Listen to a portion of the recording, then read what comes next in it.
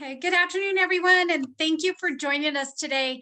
Today is our very first episode of the Move Forward or Move On.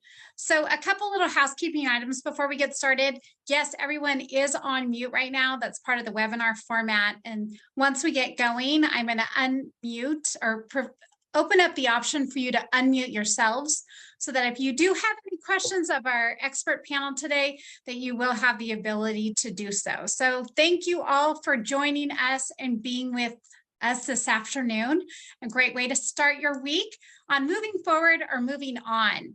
So the change from 2022 to 2023 brings an opportunity to really wipe the slate clean and move forward with momentum, moving on from that dreaded fear. So the goal with this monthly series is to identify what industry pros are seeing here locally and give guidance or advice on what is working and what market indicators are proving for their businesses. So we know that we can't fix the challenges that are beyond our control, nor can we change the media narrative. But what we can do is highlight the positive strategies and insights for a more can-do attitude, which ultimately leads to more satisfied clients and a more collaborative dynamic with other industry professionals. So I'm going to introduce you to our industry experts today on our panel. We have Kirsten Childers, Shandy Benor, and Megan Lowe, and each one of them are going to give you just a brief little bio of their experience and time in the industry. And then we're going to get started with our highlighted question that they're each going to be addressing today. And again, I'm going to be monitoring the chat during the presentation, and you will as well have the opportunity to ask any questions that you may have. So ladies, Kirsten, I'm going to start with you just to give an introduction on yourself. Okay, so like Raquel said, I'm Kirsten Childers, and I am with Sierra Sotheby's International Realty. I've been in the industry as a realtor for 7 years. Prior to this, I was in development and assisted living. So I really love the evolving market, and it always keeps us on our toes. Thank you. Shandy, you're next. Hi, my name is Shandy Benor. I am working for Coldwell Banker Select Real Estate, and I've been licensed since October of 2015. During my beginning years in real estate, I was trained under Candace Meyer, who is well known within our community, and I felt like she really gave me a strong footing of the law when it comes to real estate contracts, and just my ethical compass is really strong. Prior to being a real estate agent, I worked in customer service and ran warehouse operations for a warehouse here in town. And yeah, that's the scoop on me. And mom extraordinaire with 2 sick kids today. Oh yeah, that's fun. So you hear them. That's what's going on in my house. It's chaos. Okay, Megan. I'm Megan Lowe. I work with Chase International here in DeMonte, Reno, and I've actually been in it for 12 years now. If my math serves right, I got in right in 2010. So the controversy of what the bottom was is arguable, but it's right there. So when I got into it, it could only go up. So kind of seen it cruise right up, which has been definitely a roller coaster of all the different constant changes, which has always made it fun. Well, that is a perfect lead in to our very first question today that we're going to talk about, that Kirsten's going to be addressing, and that is really navigating this new market that we are in and just the shift between what we've experienced the past 2 years prior and where we are now. So Kirsten, you want to tell us a little bit about what you're doing and experiencing and navigating today's market? So really, we just have to remember that the market is constantly changing, and it's just different. We saw this little lull in the market, and I want to remind people that consistency is key to success in any market. And I heard a little, lull and, a bit of panic in some agents, in their voice the last couple of months, and there really doesn't need to be. There's no need to go looking for new business when it's right in front of you. And I want to remind people that Did anyone think to go check on their buyers from the last 2 years of this craziness that we just saw? We all know those were very, very different times. So we were in a lockdown, from the pandemic, and things could have changed now. So things opened back up. And so what does that look like for homeowners that we just sold houses to in the last 2 years? Some had to make quick decisions, rush decisions, waiving contingencies. They bought sight unseen. Did they feel rushed?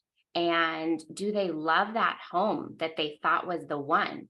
They simply could have just made the wrong purchase. So, don't forget to go and check up on them. And they're right in front of our nose, and make sure that you build that relationship and stay consistent with that. Just because we recently just sold them a home doesn't mean that things haven't changed on their end. Well, and I saw today that Tahoe has record snow levels that we've never seen. So we have a lot of people that have relocated to Northern Nevada that may not have realized the amount of snow that we actually can receive in the winter months. That may have them second guessing that decision, or maybe they have that north facing driveway that is ginormous, that they're decided that it's not quite so much fun in the wintertime. So you're right. It's a great opportunity to reconnect and check in with those clients and make sure they are truly happy with where they're at. Exactly. Mhm. So Shandy, do you want to talk a little bit about inventory in the market and some of what you're experiencing related to that? Sure. So I want to throw some stats out there for everyone, just so we are all on the same page. So when we're looking at our inventory in December of 2022 and compare it against December of 2021, December 22, we have 2.7 months worth of inventory. In 2021, we had 0.7 months worth of inventory. So we hear those numbers and it's like, woohoo, look at all this inventory we have.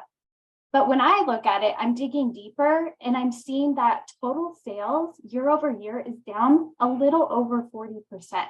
So when you hear that number and then look at the inventory levels, do we really have that much more inventory, or sales did they just decrease to a level where it's artificially inflated our inventory levels? Right now, I've been talking to a lot of buyers that are investors, and these are what I refer to as the mom and pop investor. They don't have a ton of doors, but they want to get into that mailbox money game. And I'm also still working with buyers that are coming over from California. So when we couple those two categories of buyers, as well as the everyday buyer and seller in our market, the inventory isn't enough. We know that new construction starts are down 30%. So that's just inflating this inventory gap that we are going to continue to see as we move into our spring and summer months. So my advice to any agents out there would be this is a relationship business. Check in with your clients, like Kirsten said. How are they doing? Give them the information. And what I like to do is provide them with the data and then have a conversation based off of that, and not try to put fear in the conversation or rush them, but help them make an educated decision that is going to, improve their financial future, because I do believe in the real estate investment. I also just want to say that this is, again, a relationship business. Provide the tools to your clients to make the best decision for them. Okay, thank you, Shandy. So Megan, with that, talking about buyers and what advice you are giving your buyer clients, and just coming off of what Shandy is talking about with the inventory, is the perfect segue leading into the buyers. Yeah, I think both of them touched perfectly on the overall consensus is to educate your clients, build that trust. Once you have trust with your clients, they're lifetime clients. And going full circle, check back in with them constantly, follow them on Facebook. So if you see something that is happening in their lives, just quick text messages go a long ways. And you think you're being obnoxious and bugging them, but a lot of times they love it. So kind of just bringing that full trust is going to be the most. So the conversations I'm having with my buyers right now is letting them know that this market's giving them time to think on things. It's letting them look at all the information. It's giving them negotiation powers. And I'm reminding them of what it would have looked like 2 years ago. Some of the clients I'm working with right now were kind of dabbling in it 2 years ago, last year, and some of them weren't. So educating them of what it could be with what it is. And a lot of people still don't realize you can ask sellers for closing costs. You can ask sellers for buy downs. You can ask sellers for a lot of other things, and just what they're asking for, put the offer in. Let's see what's going to happen. Let's see if we can make it work, and not being afraid of that. Personally, I think this is a better market because I don't like the rush. If I was a consumer, I wouldn't want to be rushed. So I kind of re-educated them on that stance as well. Well, and I'm going to speak to the rush. I had to make a purchase last summer that was one of those really rushed purchases, and we knew that there were repairs and things that needed to be made, but there really was an opportunity for us to be able to discuss and negotiate those repairs. And I was well aware of that, but it really wasn't something that was an open discussion. So I do think that now having that opportunity to really engage with your clients and them to understand the value and the power in having that option to have those discussions, have those negotiations are truly a positive, and really what the real estate market normally should include is that conversation and dialogue. Yeah, we're really just moving more towards a balanced market where buyers and sellers have the opportunity to negotiate, whereas before there wasn't much negotiation going on. Now we're able to close deals with 3% seller credits, maybe higher, and that's a really good feeling, and sellers want to hear from buyers. So I think just encouraging the media out there, they have this like doom and gloom scenario on housing, and it really affects us on every single level. And we just have to get out there in the field and show the clients the property. And that kind of leads me to another point of how to navigate when we do have more inventory and all of a sudden your buyer wants to look at 20 houses, 15 houses. I always tend to put a limit on how many houses I am showing a buyer in a single day, because I think it gets really overwhelming and they all start to look and feel the same. So I tend to look at no more than 8 houses, and that's really max. I think 6 is that sweet spot for me. So maybe it's a showing weekend instead of just a mad dash in one day, and you're looking at all the listings in their price point, which that's really exhausting for everybody. Agreed. Well, I also want to talk about how important those partnerships are and why having our lenders is such a key part of this picture.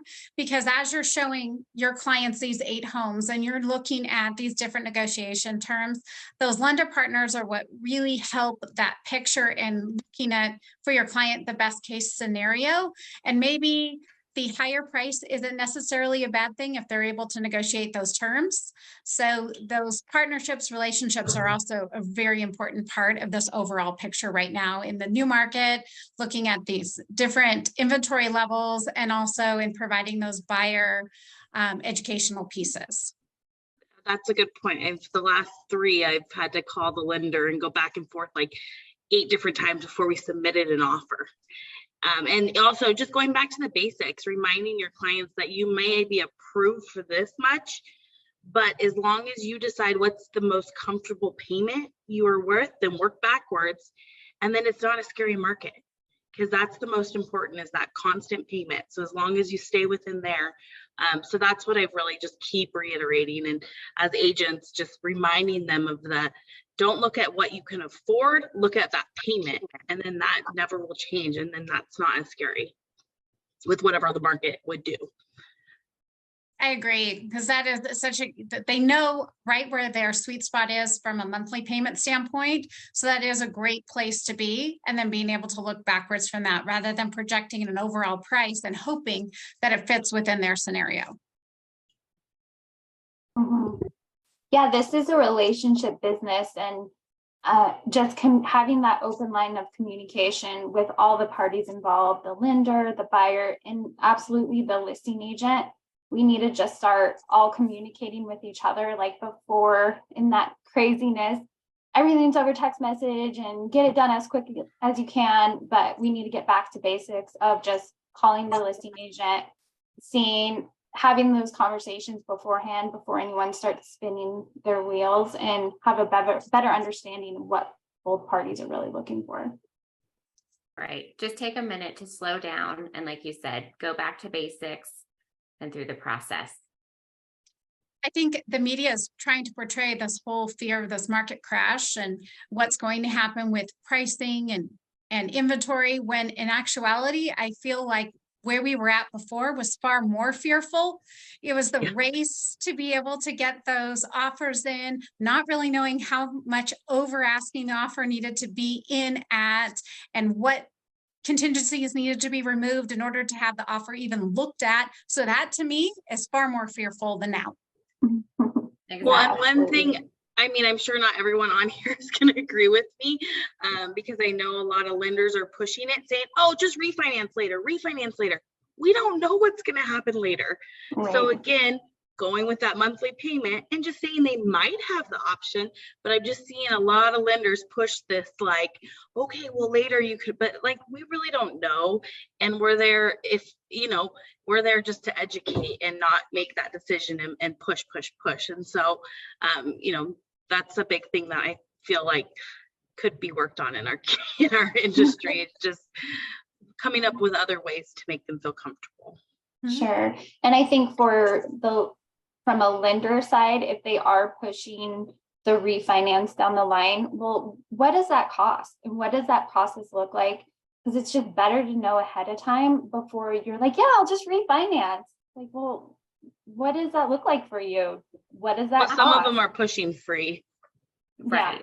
So but that's a conversation that needs to be had. And we need to make sure that we bring that up so they know long-term what that looks like. Sure. And what questions to ask, because if it is free, great. But if it's not free, then they should know. Exactly. So I do have this opened up for our attendees. So if they have any questions that they would like our panel today, please feel free to unmute yourself and ask away. So while they're thinking of their questions, I have a question that I'm going to ask. So are any of you seeing any sweet spots in the market price point wise that seem to be more of a hot spot right now over others? I would say for a buyer, they should really take a look at what new construction is offering, what sort of incentives. Because if somebody wants a brand new home, they are offering a lot of incentives for buyers right now. So I think it's good to kind of look at that category. I had a condo listing at 195, and then I had a luxury listing that was over $1 million. Tons of showings on the luxury listing, not that many showings on my condo at 195. So I don't know if there's a sweet spot. Sure wouldn't it be what I thought it was. That's interesting.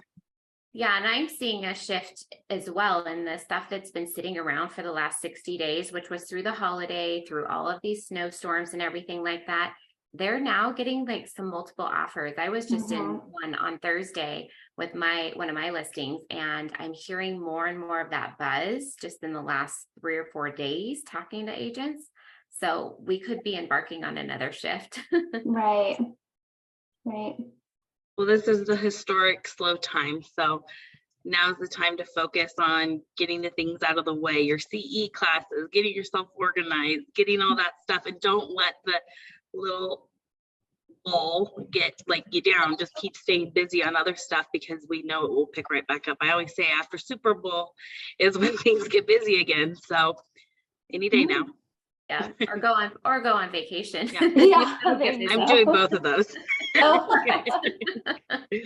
Well, and truly our weather has made it more challenging for people that are coming over the hill, or even the people that are just here in town, that it just the urgency for looking at homes, the urgency for having those discussions on listing their home really hasn't been there. So I think as the weather begins to subside and things start lightening up a little bit, that we are going to see more of that influx happening.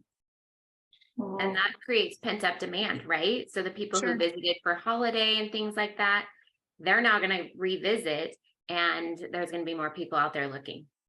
Yeah. And I have lots of buyers that just feel like there's nothing. I feel like inventory is still low. So Yeah, there's not a lot of options. yeah, there isn't a lot of options.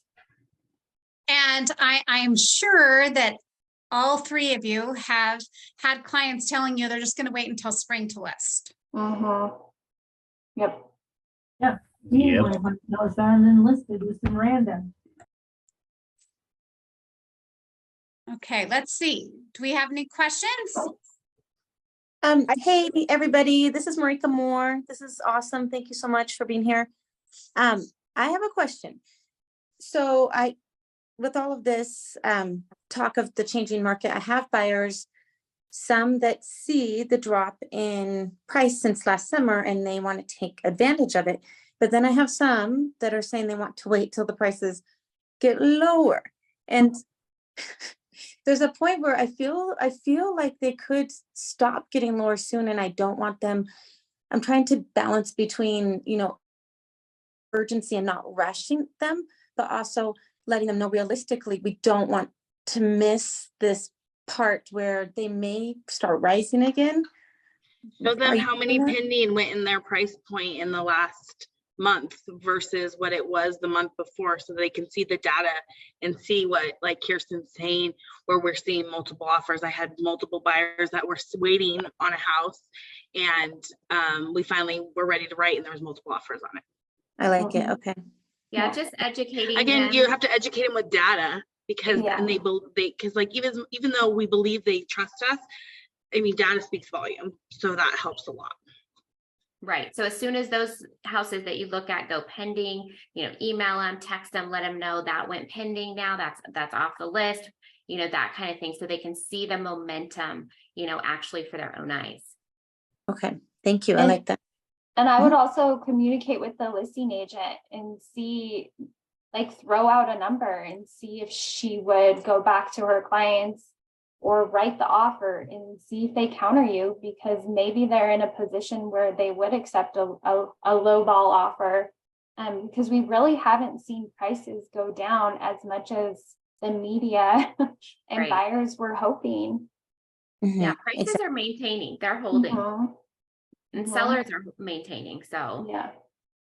Okay, cool. Thanks. Well, and that really addresses one of the questions that came in on the chat too, and answering the questions that buyers have on, will the prices continue dropping?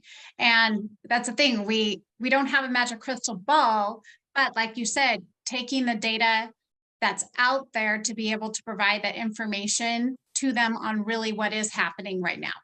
Mm-hmm. And yeah, because oh, sorry, go ahead, Raquel. No, I was just going to add, and I think the other part is that we've got to really pay attention to what's happening in our own local markets, because what's being put out there in the media is a generalization of what's being overall provided in data that can be skewed very differently depending on the regional location of the market that they're looking at. So what's happening in one part of the United States doesn't necessarily correlate to what's happening here in Northern Nevada. And even what's happening in Southern Nevada doesn't necessarily correlate to what's happening here in Northern Nevada.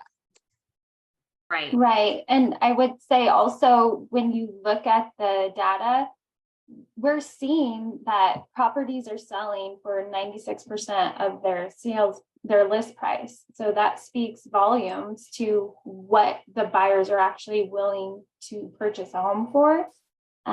So I would, again, just going back to the data.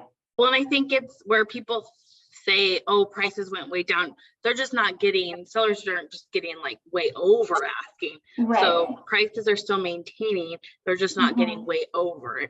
And sellers were constantly listing over the market value, trying to get it. So then when we see price reductions, it's usually just to get them back to where it should have been to start with. Yeah, they're just inflated.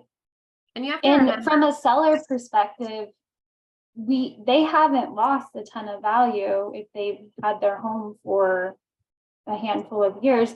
They haven't lost value. We saw so much gain through the pandemic and appreciation that they're sitting pretty. So that shouldn't scare your sellers during the listing presentation. well, and back to educating your clients, you know, they may say, you know, this listing, I saw that it sold for 30,000 under ask or whatnot. We don't know what the motivation and what the, you know, was going on with the seller behind that one. But overall statistics, you know, is what we have to go back to. And you know, they're selling 6% less than what they're listed at. So that's not a huge drop. Yeah. See, you have any other looming questions out there? It's Carrie DeMars and Christy Kuzmic. Chase, just a comment. You guys are hitting it all on the head. And the market is it seems like it is picking up, like Kirsten said, you know, and but boy, just the relationships, you got to really fine tune them right now, because I foresee, like you said, up in Tahoe, I mean, there's going to be so many people that are going to shift out of this market. Californians, even people that diehard Renoites that may just be like, man, I'm done. So I think that we're probably going to see that. And, you know, like Megan said too, after Super Bowl, I think hopefully it's not going to flood in other ways, but I think the market really shift in a really good way. But having those relationships with even the past clients and those buyers from a couple of years ago, I mean, and the key is our fellow agents. That's it. Having those relationships at one-on-one, because if it gets to multiple offers again, then you know you've got a foothold if you have a quality relationship with that other professional, you know. Yeah, that's a great point, Carrie. Good stuff. Thank you. Yeah. Thank you, Carrie. Well, if we don't have any other questions, the goal with this is to have these be short and sweet, around 30 to 45 minutes. And I'd like to invite any one of you, if you would like to participate in the panel or have a topic that you would like to see tackled here in this series, DM any one of the four of us, because we'd love to have your feedback. We will be having these once a month and kind of talking about different things within the market, maybe sometimes have some fun games that are intermixed into this little panel that we have. So we'd love to hear from you. And we thank you all for taking the time and being with us today for our first Move Forward or Move On. And we wish you all a great start to your week and look forward to seeing you again soon. Thank you, everyone. Well, thanks so much. Thank you. We appreciate you. Bye-bye. Bye-bye.